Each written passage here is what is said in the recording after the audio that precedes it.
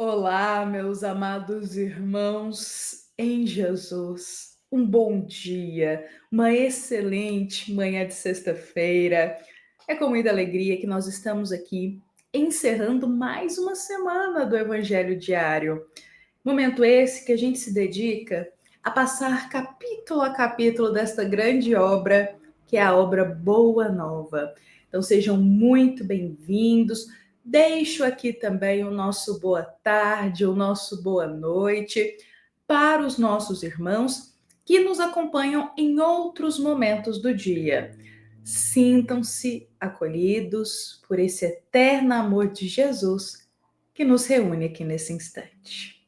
Meus amados irmãos, hoje, para nós iniciarmos aqui o nosso momento do Evangelho, eu gostaria de colocar esta linda pintura do Cristo em um só coração, que a gente possa realizar hoje uma prece a este que nos ama, que viveu aqui na terra por nós, que cuida de nós até hoje. Aquele que nos ensinou sobre o perdão, sobre a humildade, sobre o amor.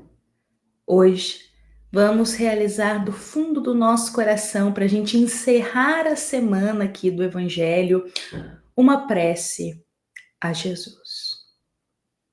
Eu convido a todos para, em breves minutos, nós fecharmos os nossos olhos da vida material, elevarmos o nosso coração até a Deus. E em um só coração, em um só pensamento, dirigindo o amor mais profundo de nossa alma ao Cristo,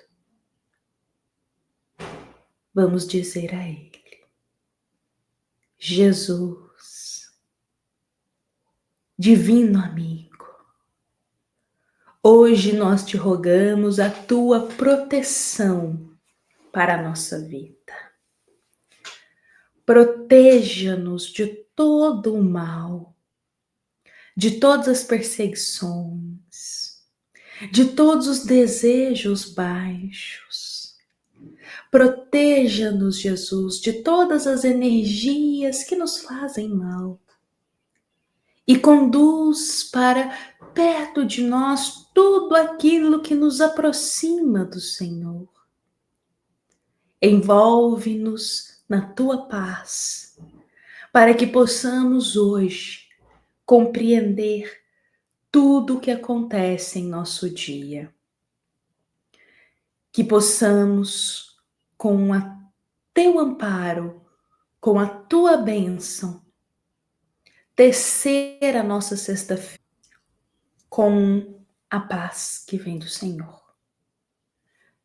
Mestre Jesus, desça o teu amor em nosso lar, tranquilizando os corações que habitam a casa junto com a gente. Desça as tuas bênçãos em nossa família, desatando os nós de toda inimizade, de todo desentendimento que possa estar acontecendo. Desça as tuas bênçãos no nosso trabalho, apaziguando as situações que estamos vivenciando. Mestre Jesus, humildemente nós te pedimos, caminhe conosco hoje e esteja vivo em nosso coração, concedendo a cada um de nós aquilo que a nossa alma mais necessita. Meus amados irmãos, são com essas palavras de paz para o nosso coração que eu convido para iniciarmos aqui o nosso Evangelho, dando sequência à nossa querida história da Joana de Cusa. Lembremos, meus irmãos, que nós estamos no capítulo 15 do livro Boa Nova. E hoje nós iremos dar continuidade naquele momento da história em que Joana de Cusa começará a enfrentar provações extremamente fortes. A vida dela já foi cheia de provas, provas e expiações.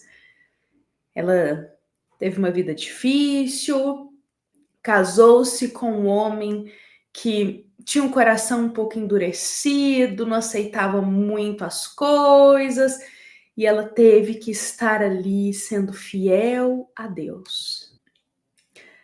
E para ela, essa jornada dentro do casamento não foi fácil. Logo depois, ela engravidou, teve um filho. E esse filho era um espírito que trazia uma bagagem com muitos desafios. Então, ele trouxe ali para ela momentos ainda mais difíceis de serem vividos. Então, ela enfrentava aprovação no casamento, ela estava vivenciando uma expiação com o filho, as coisas não estavam fáceis, mas o coração dela estava em Jesus. Aí, chegou um momento da história em que o esposo dela, ele desencarna. E quando ele desencarna, ela perde tudo, tudo. Olha a provação dos bens materiais. Um dia na Terra a gente pode ter tudo, no outro, às vezes a gente não tem nada. E vice-versa. Às vezes a gente não tem nada, no outro dia a gente pode ter tudo materialmente. Isso acontece. Então, como o marido dela, que era o provedor da casa naquele momento, era quem tinha todo o dinheiro e tudo, trabalhava para Herodes, lá em Roma, tinha o poder, quando ele desencarna, ela fica sem nada, sem renda. E agora? Então, ela está ali desamparada, com o filho dela, tendo que cuidar dele sozinha, e sem um tostão para nada, para nada. Então, ela começa a buscar alternativas do que ela pode fazer para sair daquela situação, para vencer aquela situação. Então, ela busca emprego nas casas das pessoas da alta sociedade para trabalhar ali, limpando, cuidando às vezes de uma criança, ajudando da forma que podia. Então, olha que situação para a gente pensar que Joana, ela vivia em questão assim de ter uma vida estável, uma vida boa. Então, quando Maria desencarna, ela perde tudo e agora ela tem que trabalhar na casa das pessoas da alta sociedade para que ela tenha o que comer naquele dia. Incluindo aí nessa provação, nós temos o filho, que não era nada fácil. Olha, meus irmãos, olha bem a situação que ela está enfrentando, que não é diferente da que muitos hoje em dia enfrentam na Terra e que todos nós estamos sujeitos a passar. Às vezes a gente tem uma condição boa de vida, a gente às vezes tem uma condição estável, tem um emprego bom, e aí, de um dia para o outro, às vezes a gente perde esse emprego. Às vezes acontece algo ali financeiro na nossa vida. A gente perde tudo. E ficamos desamparados nesse sentido. A maioria de nós, por vivenciar isso, desorienta-se. Perde a cabeça. Quantos irmãos optam pela via do suicídio diante que perdeu o emprego, diante às vezes de uma dívida financeira, ou porque está faltando dinheiro?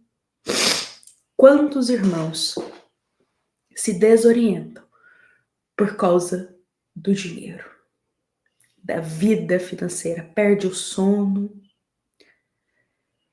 Isso é uma grande provação aqui na Terra. Só que nós temos uma passagem no Evangelho segundo o Espiritismo que ela é muito clara para o nosso coração. Lá do capítulo 16, que todos os bens materiais, todo o dinheiro que a gente possui na terra é um empréstimo de Deus. Claro, a gente trabalhou, a gente lutou, batalhou para conseguir, mas só chegou para nós porque Deus permitiu. É um empréstimo de Deus.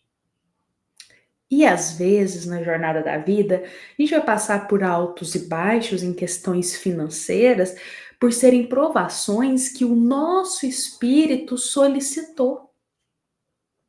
Exatamente. A gente não sabe se, por exemplo, em uma encarnação anterior, a gente fez mau uso do dinheiro, ou esbanjou demais, ou usou ele para fazer coisas ruins.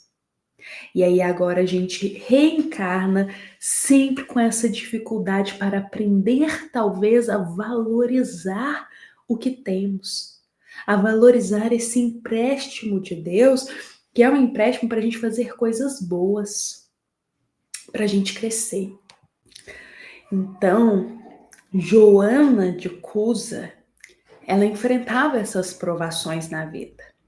Só que ela não se deixou desanimar, ela não pensou em desistir da vida, em abandonar tudo, não, ela pensou em batalhar. Ela falou: olha, isso aconteceu, perdi tudo, mas agora eu vou batalhar.